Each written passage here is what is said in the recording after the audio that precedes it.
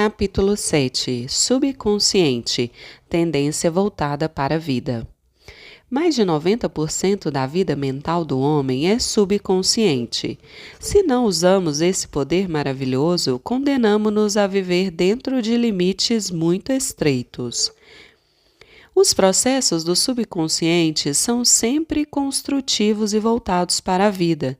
O subconsciente é o construtor de nosso corpo e lhe dirige todas as funções vitais. Trabalha 24 horas por dia e jamais dorme. Faz tudo o que pode para nos ajudar e evitar que qualquer mal nos aconteça. Em contato com a vida infinita e a sabedoria sem limites, seus impulsos e ideias orientam-se sempre para a vida. As grandes aspirações, inspirações e visões de uma vida mais elevada e nobre têm nele sua origem. Não podemos discutir racionalmente nossas convicções mais profundas, porque elas não nascem na mente consciente, mas no subconsciente. O subconsciente fala-nos em intuições, impulsos, palpites, insinuações, ânsias e ideias. Está sempre nos dizendo para nos elevarmos, transcendermos, crescermos, avançarmos, nos aventurarmos e escalarmos maiores alturas. A ânsia de amar, de salvar a vida de outrem, provém das profundidades do subconsciente. Durante o grande terremoto e incêndio em São Francisco, em 18 de abril de 1906, por exemplo, inválidos e aleijados, recolhidos ao leito durante longo tempo, levantaram-se e praticaram prodígios de bravura e resistência. Neles aflorou o desejo intenso de, qualquer que fosse o perigo, salvar outras vidas, e o subconsciente respondeu-lhes dando-lhes as forças de que necessitavam. Grandes artistas, músicos, poetas, oradores, escritores sintonizam com o subconsciente e dele recebem estímulo e inspiração. Robert Louis Stevenson costumava, antes de dormir, encarregar o subconsciente de bolar histórias enquanto dormia, e formou o hábito de lhe pedir que concebesse uma boa história vendável quando caía o saldo de sua conta corrente. Segundo Stevenson, a inteligência da mente mais profunda lhe dava a história, episódio por episódio, como se fosse uma novela. Esse fato demonstra que a mente subconsciente pode, por nosso intermédio, falar em termos nobres e sábios sobre os quais a mente consciente nada sabe. Em muitas ocasiões, Mark Twain confessou que jamais trabalhou na vida, todo o seu humor e as histórias notáveis foram resultados de sua capacidade de obter acesso ao tesouro inesgotável do subconsciente. Como o corpo retrata o funcionamento da mente? A interação entre as mentes consciente e subconsciente requer uma reciprocidade semelhante entre os correspondentes sistemas nervosos. O sistema cerebroespinhal ou voluntário é o órgão da mente consciente. O sistema nervoso autônomo desempenha idêntico papel no que interessa ao subconsciente. O sistema voluntário é o canal pelo qual captamos e percebemos conscientemente o que os sentidos físicos nos trazem. E, por meio dele, exercemos controle voluntário sobre os movimentos do corpo. O centro de controle desse sistema localiza-se no córtex cerebral. O sistema nervoso autônomo, às vezes chamado de involuntário, tem centros de atividade em outras partes do cérebro, incluindo o cerebelo, o tronco cerebral e a amígdala cerebral. Esses órgãos têm conexões próprias com os grandes sistemas do corpo e lhes controlam as funções vitais, mesmo quando a percepção consciente está ausente. Os dois sistemas podem trabalhar separados ou em sincronia. Quando a percepção de um perigo chega ao centro de computação do cérebro, mensagens são enviadas ao córtex e à amígdala cerebral do subconsciente. A capacidade de defesa do indivíduo pode começar a reagir antes mesmo de o perigo ser notado e avaliado pelo consciente. Uma maneira simples de focalizar a interação mental e física é compreender que a mente consciente capta uma ideia que é traduzida em uma série correspondente de impulsos elétricos no sistema nervoso voluntário. Este, por seu lado, liga uma corrente semelhante no sistema autônomo, passando dessa maneira a ideia à mente subconsciente, que é um instrumento criativo. E é dessa maneira que pensamentos se transformam em atos. Todo pensamento elaborado pelo consciente e aceito como verdade é enviado pelo córtex aos demais órgãos do cérebro, que embasam o subconsciente, a fim de ser transformado em nossa carne e manifestado como realidade em nosso mundo. Há uma inteligência encarregada de zelar pelo corpo. Quando estudamos o sistema celular e a estrutura dos órgãos, tais como olhos, ouvidos, coração, fígado, bexiga e etc., descobrimos que eles consistem em grupos de células, que, por sua vez, formam a inteligência coletiva que lhes permite funcionar em conjunto. Eles recebem ordens e executam-nas de forma dedutiva, atendendo a uma sugestão da mente mestra, o subconsciente. Um estudo cuidadoso de organismos unicelulares mostra-nos o que acontece em nosso corpo complexo. Embora não possua órgãos, o organismo unicelular ainda assim fornece prova de ação e reação mental, ao desempenhar as funções básicas de movimento, alimentação, assimilação e eliminação. Muitos dizem que há uma inteligência que cuidará de nosso corpo se a deixarmos agir. Em certo sentido, isso é verdade. O problema é que a mente consciente interfere sempre com sua prova sensorial, baseada em aparências. Disso resulta o poder das falsas crenças, medos e meras opiniões.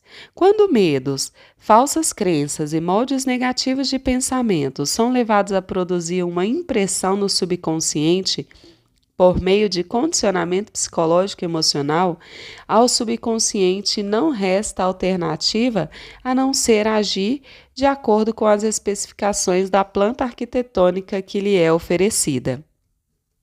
O subconsciente trabalha ininterruptamente para o bem geral. O eu subjetivo existente em todos nós trabalha sem descanso para o bem geral, refletindo um princípio inato de harmonia residente em todas as coisas. A mente subconsciente tem vontade própria e é incontestavelmente real. Funciona dia e noite, quer queiramos ou não. É a construtora de nosso corpo, embora não possamos ver, ouvir ou sentir coisa alguma enquanto ela o constrói. É um processo que se desenvolve em silêncio.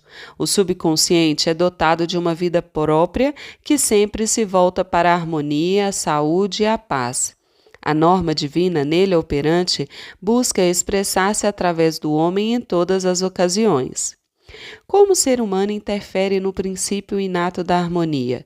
Se queremos pensar de modo correto, científico, temos que conhecer a verdade, ou, como diz o versículo, conhecereis a verdade e a verdade vos libertará. João 8,32. Conhecer a verdade significa estar em harmonia com a inteligência e poder infinitos da mente subconsciente, que sempre se move na direção da vida. Todos os pensamentos e atos desarmônicos, sejam motivados por ignorância ou intencionais, resultarão em discórdia e limitações de todos os tipos. A ciência nos diz que construímos um novo corpo a cada 11 meses, de modo que, do ponto de vista físico, temos, na verdade, apenas 11 meses de idade. Se reintroduzimos defeitos no corpo através de medo, raiva, ciúme e má vontade, só temos que culpar a nós mesmos. Somos a soma total de nossos pensamentos. Podemos nos recusar a abrigar pensamentos e imagens negativas. Se queremos afastar a escuridão, acendemos uma luz. Para combater o frio, usamos aquecimento. A maneira de eliminar o pensamento negativo consiste em substituí-lo por bons pensamentos. afirme o bom e o mal desaparecerá.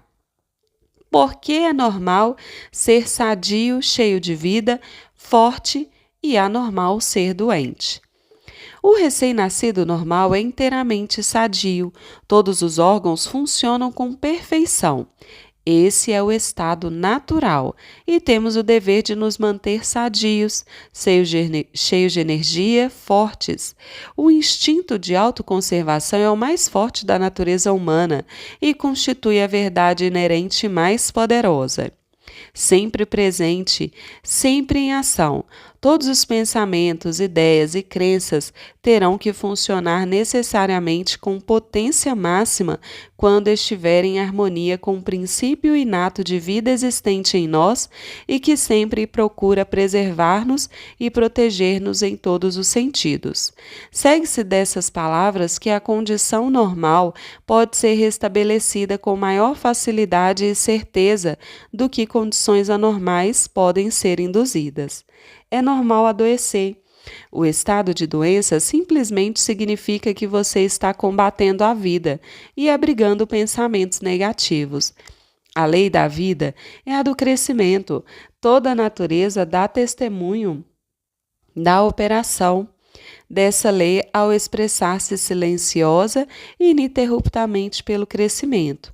Onde há crescimento e manifestação, forçosamente há vida. Onde há vida, precisa haver harmonia, e onde há harmonia, há saúde perfeita. Se meus pensamentos estão em harmonia com o princípio criador da mente subconsciente, você sintoniza simultaneamente o princípio inato da harmonia. Se remói pensamentos que se chocam com o princípio da harmonia, eles se agarram a você, fustigam-no, enchem-no de preocupações e, finalmente, geram doença. Se insistir neles, possivelmente provocarão a morte. Na cura da doença, temos que aumentar a entrada e distribuição das forças vitais do subconsciente através de todos os nossos sistemas.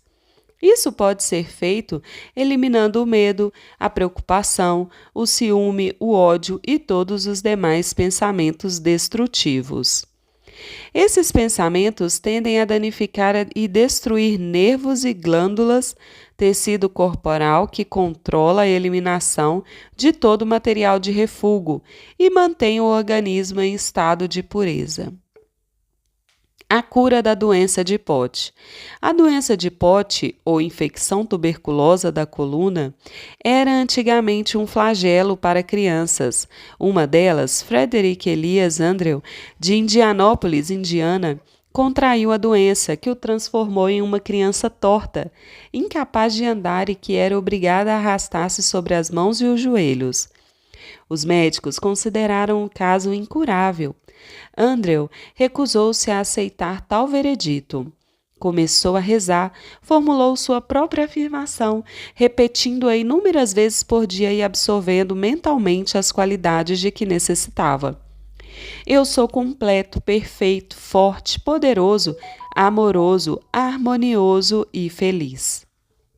Essa prece era a última coisa que pronunciava antes de ir dormir à noite e a primeira pela manhã. Orava também pelos outros, enviando-lhes pensamento de amor e saúde. Tal atitude mental e maneira de orar voltou-lhe multiplicada muitas vezes. Fé e perseverança geraram enormes dividendos. Quando pensamentos de medo, raiva, ciúme ou inveja lhe ocupavam a atenção, imediatamente acionava na mente a força contrária da afirmação. A mente subconsciente respondeu de acordo com a natureza de seus pensamentos habituais. Ele se transformou em um homem forte, espigado, bem proporcionado. E é esse o sentido da afirmação que encontramos na Bíblia: vai, a tua fé te salvou. Como a fé nos poderes de seu subconsciente pode torná-lo sadio? Um jovem que foi assistir a uma de minhas palestras sobre o poder de cura da mente subconsciente tinha problemas de visão. O oftalmologista lhe dissera que ele precisava submeter-se a uma operação delicada, arriscada. Após conhecer a base científica da prece, o jovem disse a si mesmo: Meu subconsciente criou meus olhos e pode curá-los. Todas as noites, ao ir dormir, entrava em um estado passivo, meditativo, semelhante ao de sono. Controlava a atenção e focalizava no médico. Imaginava-o à sua frente e ouvia ou imaginava claramente o médico lhe dizendo: Um milagre aconteceu. Ouvia-o repetir a mesma frase, repetidamente, todas as noites, durante 5 minutos, antes de adormecer. 3 semanas depois, foi a outra consulta com o mesmo médico que lhe examinara a vista. O médico examinou e exclamou: Isso é um milagre! O que foi que aconteceu? O paciente produziu uma impressão em seu subconsciente, usando o oftalmologista como um instrumento ou meio para transmitir a ideia e convencê-lo. Por meio de repetição, fé e esperança de bons resultados, ele impregnou a mente subconsciente. Ela construíra o olho, tinha em si o molde, ou planta, perfeito da estrutura normal, sadia do olho. Uma vez nele gravada a ideia de restaurar a saúde do olho, o subconsciente imediatamente começou a agir para que isso acontecesse. Esse é outro exemplo de como a fé no poder de cura do subconsciente pode nos tornar perfeitos. Pontos a relembrar. 1. Seu subconsciente construiu seu corpo e trabalha 24 horas por dia. Abrigando pensamentos negativos, você interfere nesse molde gerador de vida. 2. Encarregue seu subconsciente da tarefa de encontrar uma solução para qualquer problema antes de dormir e ele responderá. 3. Vigie os pensamentos. Todo pensamento aceito como verdade é enviado pelo córtex consciente às estruturas cerebrais do subconsciente e volta ao seu mundo como realidade. 4. Saiba que pode se reconstruir dando uma nova planta baixamente subconsciente. 5. A tendência do subconsciente é voltar-se sempre para a vida. Seu trabalho é com a mente consciente. Alimente o subconsciente com premissas verdadeiras. O subconsciente reproduz sempre aquilo que você lhe dá sob a forma de padrões mentais habituais. 6. Você constrói um novo corpo a cada 11 meses. Mude o corpo mudando os pensamentos e conservando-os mudados. 7. É melhor ser sadio. É anormal estar doente. Em nós reside o princípio inato da harmonia. 8. Pensamentos de ciúme, medo, preocupação, ansiedade prejudicam e destroem nossos nervos e glândulas, gerando doenças mentais e físicas de todos os tipos.